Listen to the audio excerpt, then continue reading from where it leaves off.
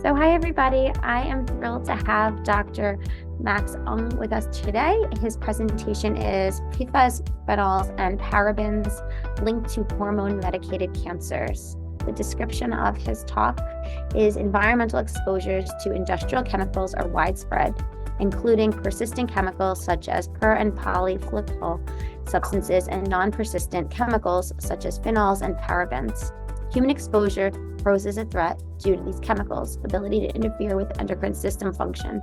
In this talk, Dr. Aung will discuss recent evidence identifying certain chemical exposures associated with previous cancer diagnosis. These findings can help inform risk assessment and prevention efforts to protect susceptible populations. So thank you so much for joining us today, and I'm going to hand the floor over to you. Thank you again. Awesome. Thank you, Jillian. I'm going to share my screen. Can everyone see it okay? Yes. Okay.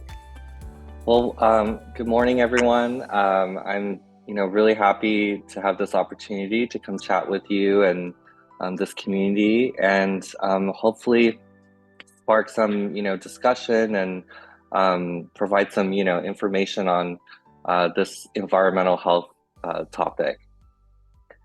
So I came here to talk about this recent study, which was initially motivated by some emerging cancer statistics that indicated that hormone-mediated cancers in men and women are some of the highest in new cases of cancer incidence. And so this includes prostate cancers in men and breast cancers in women, but it also includes, other less prevalent hormone-mediated cancers such as thyroid cancers, melanomas, and particularly in women, uterine and ovarian cancers. So we know from the literature of traditional risk factors, which include age, as well as smoking status or different diet or physical activity factors. But we've also seen from recent and ongoing literature that there's increasing evidence indicating that environmental pollution is an important risk factor for cancer risk.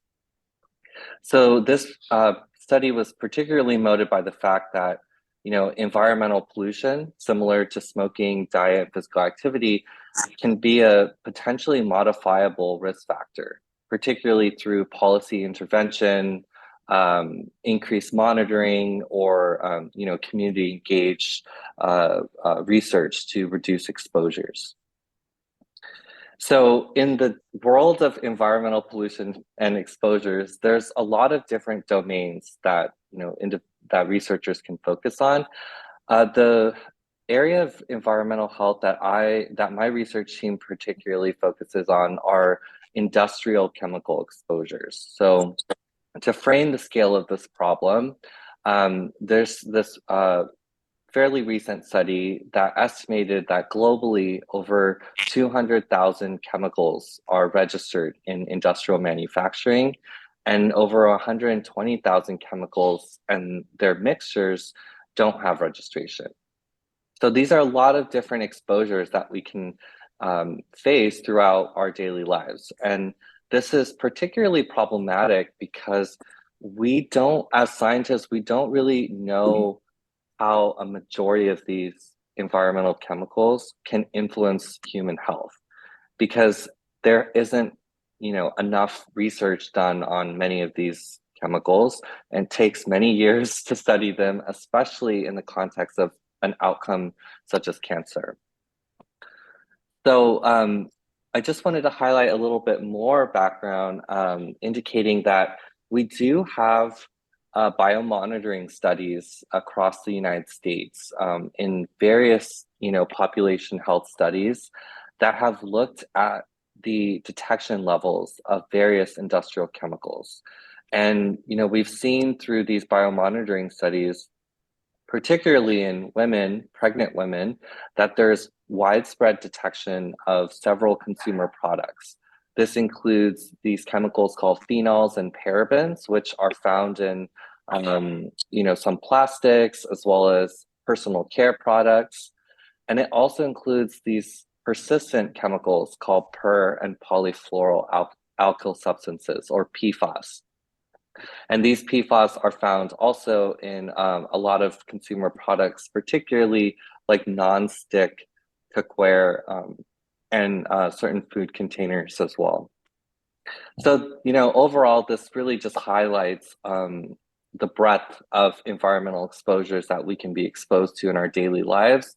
And, a lot of chemicals that we still are trying to understand more accurately what their health effects are.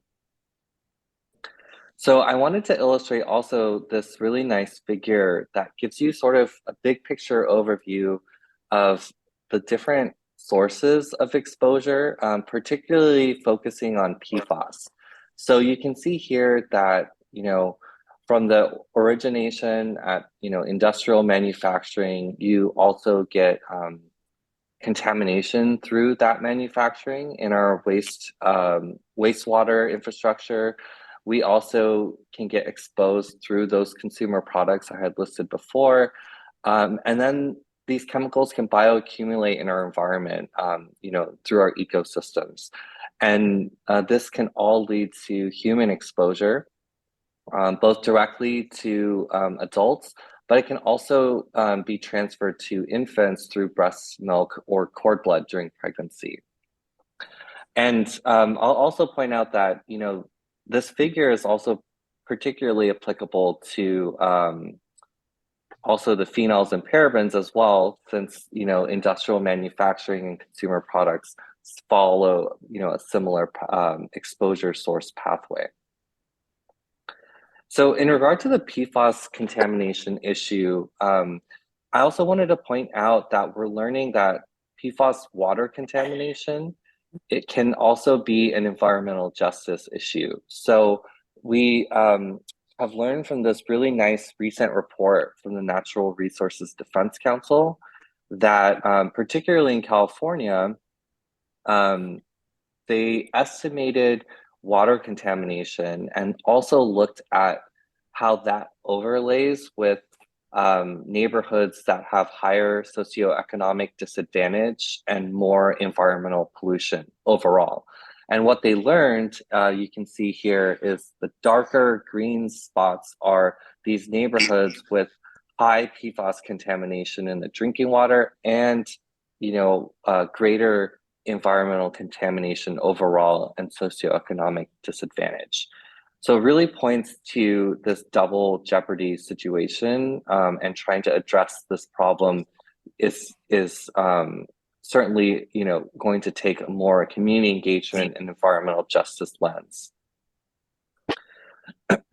So motivated by that background information and this documented wide-scale human exposure to these chemicals, I worked to apply for a pilot grant through the UCSF Earth Center and the Helen Diller Cancer Center to understand how some of these exposures are associated with hormone-mediated cancers. And I also wanted to point out that if you're not familiar with this resource, I can share it with you later, but the National Academies of Science, Medicine, and Engineering recently conducted a really great report with systematic review and clinical recommendations. And they found in their review that there is sufficient evidence linking PFAS as a risk factor to certain cancer types like kidney and breast cancer. But they did highlight that there really wasn't not enough evidence linking those chemicals to certain hormone-mediated cancers like ovarian and uterine cancer. So it really points to a major gap in the literature that our study can help contribute towards. So just a little bit of background about how we conducted our study. We used this really great resource called the National Health and Nutrition Examination Survey.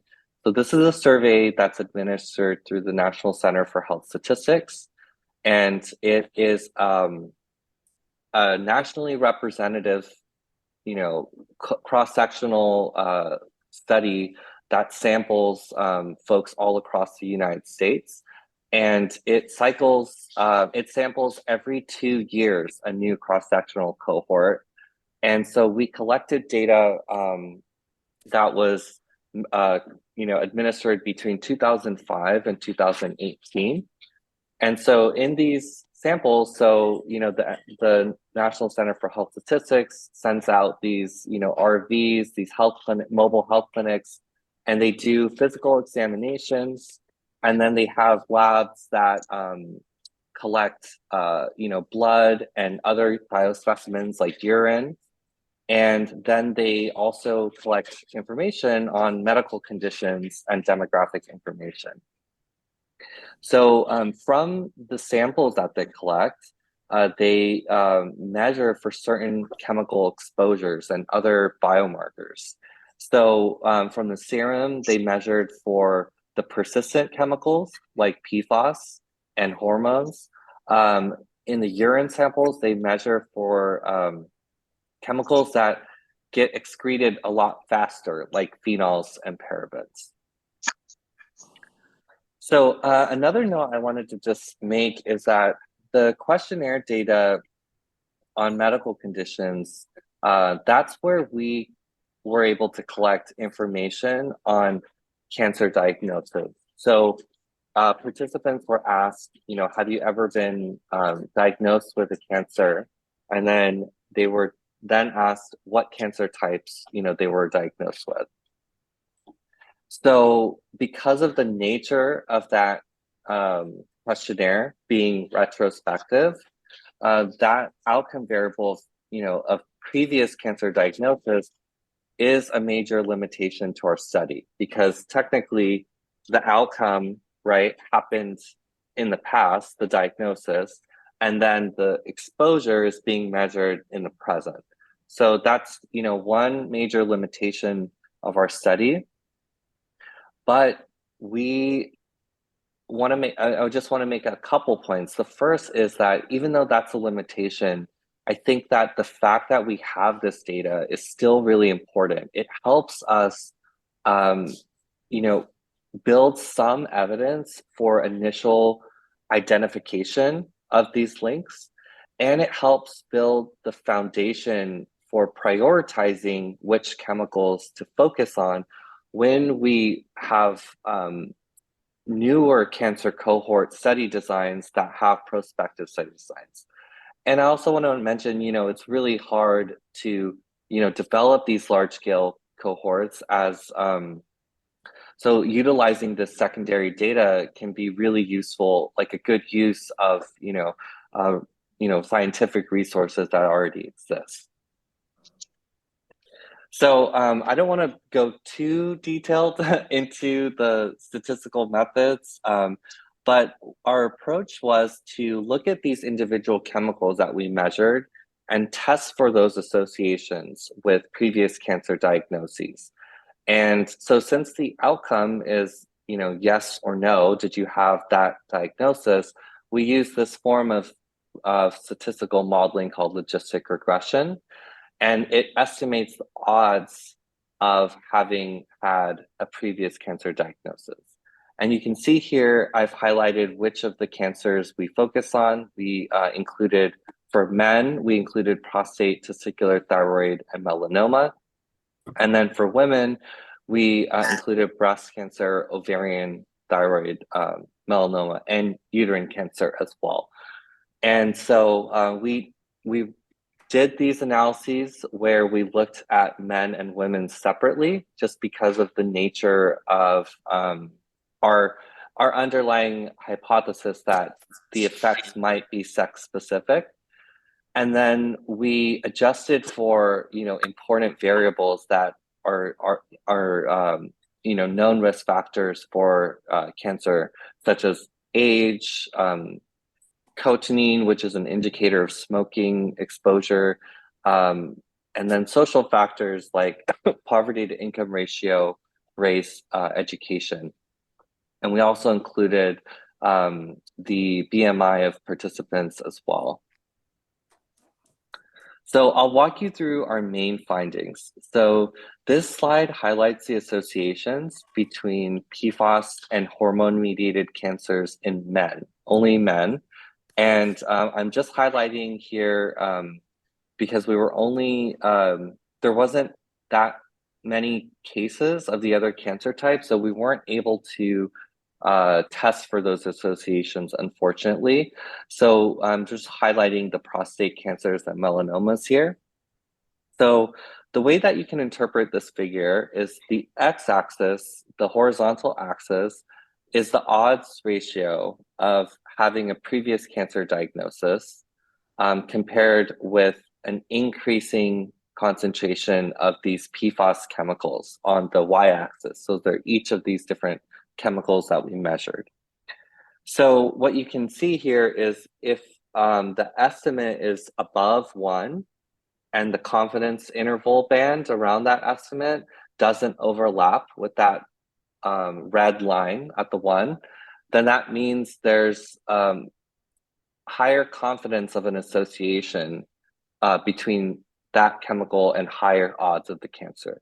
So overall, in this particular study sample of men, we actually did not observe a notable associations with PFAS exposures, but we do think that there's still need for further replication or trying to find out if this is true in a more prospective study design, just to confirm whether these relationships might be confounded with that issue of previous cancer diagnosis, right? That there might be some confounding there.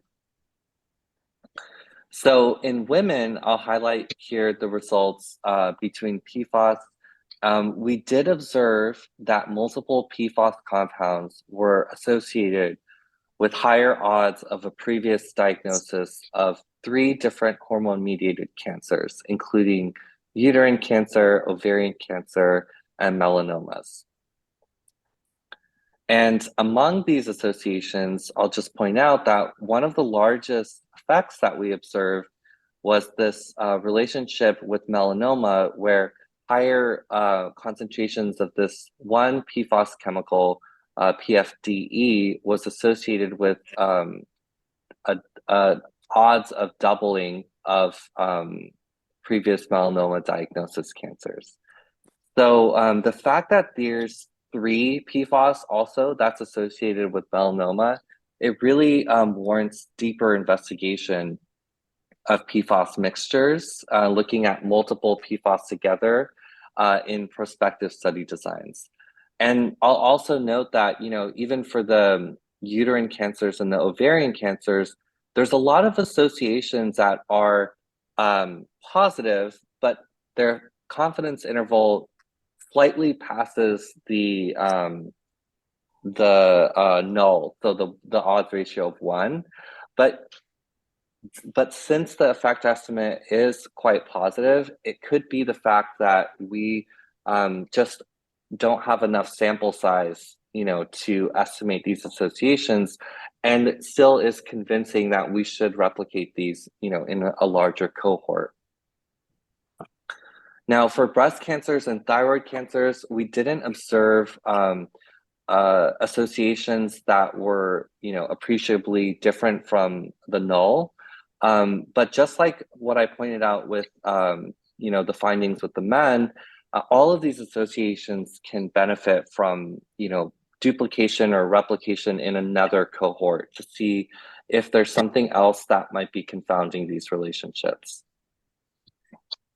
So diving into just the ovarian and melanoma cancers, looking at the other chemical class, so the phenols, we observed various different associations with these different cancer types. So for example, with melanoma, we saw that higher concentrations of this chemical called BP3 was associated with higher odds of a previous diagnosis.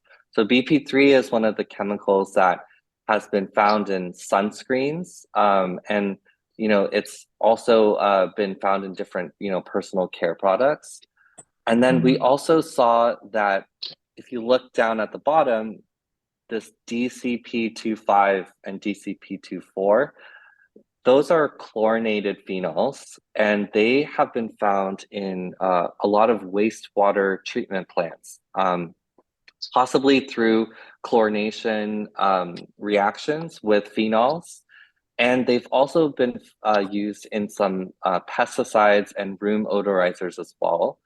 And those were associated with higher odds of previous melanoma, as well as previous ovarian cancers.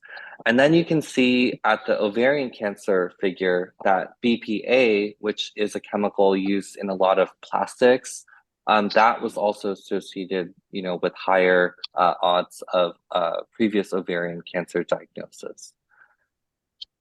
So just to bring this together, we've seen now in this study that PFAS and phenols are associated with various different hormone-mediated cancers in women. And these associations can be used and can be helpful for informing prioritization of these chemicals for future studies and risk assessments.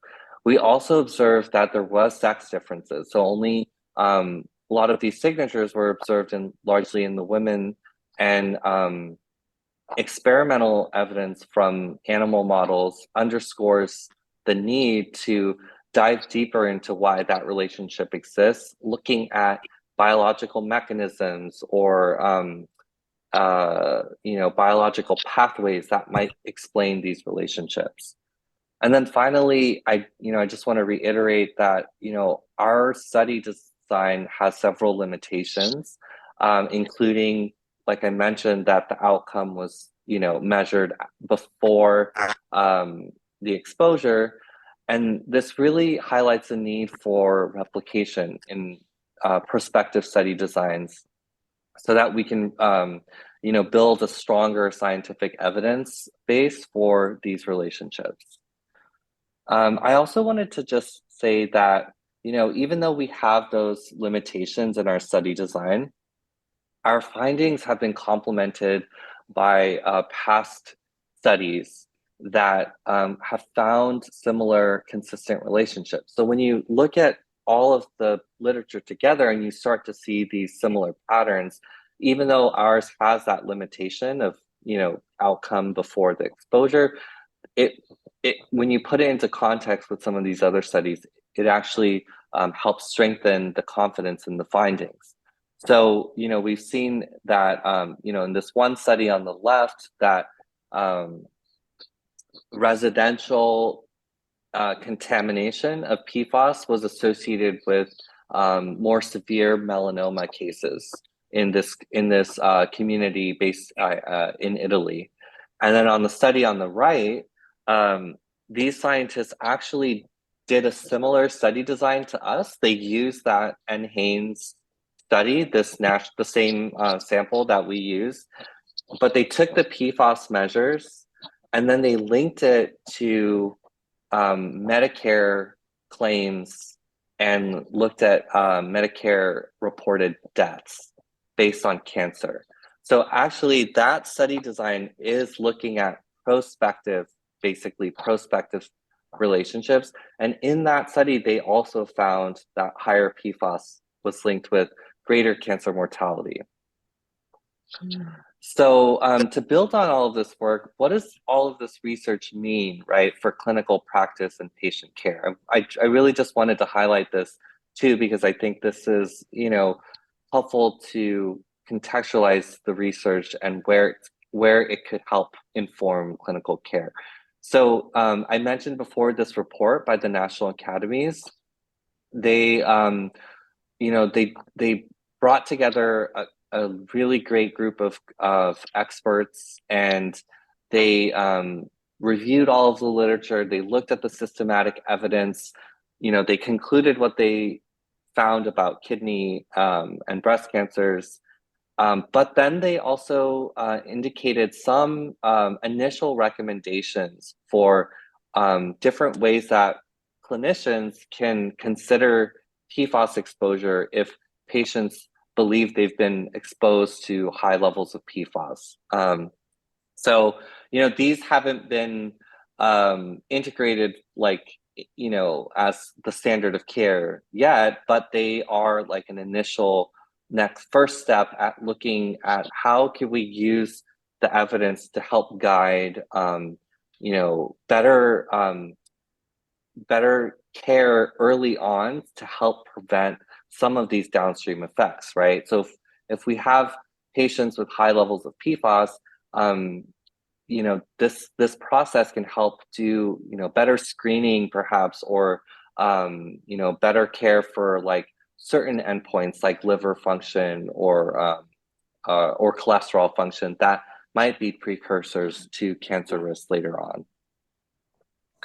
So I also wanted to highlight, a lot of that research is looking at associations, but I'm also very interested on trying to help communities that are currently facing PFAS exposure. And I wanted to make this note about like what can we do to protect our communities now, right? So I have this new grant that's funded with my co-PI, Lita Chatsi, where we're trying to understand the scale of PFAS contamination in drinking water systems across Southern California. So we're trying to partner with community organizations to essentially assess, how much contamination exists in Southern California by measuring for tap water contamination of PFAS and other matrices like soil and dust as well. And through this, we are aiming to also administer water filters to these households so that they can have some immediate relief in the short term. And then we will work with these community partners to identify actionable policy solutions to help reduce exposures in these communities. And then finally, I just wanted to add, some of the stuff that I think is really important is, after we do the science, what's the next thing that we can best do to help protect communities? And one way is to utilize this science to inform policy. So I just highlighted a couple pictures of activities that, colleagues such as Tracy Woodruff, who's a co-author on this paper that I presented today, and myself have been doing. We've been communicating with policy stakeholders. So Tracy's been communicating to congressional members of the House of Representatives on the need for better regulation of chemicals in our country. And then I've been doing some communication, and this is an example where I spoke with the Attorney General to talk about the PFAS health risks, and also learn about his initiatives where he's helping to enforce a new law in California to limit PFAS in certain type of food packaging products. So just wanted to acknowledge that our study was supported by a really great group of collaborators. The paper was actually led by Amber Cathy, who's one of my good friends and colleagues at University of Michigan. And the study was, supported by a lot of great funding resources from the National Institutes of Health. So with that, I'd be happy to take questions and engage in some discussion. Thank you so much.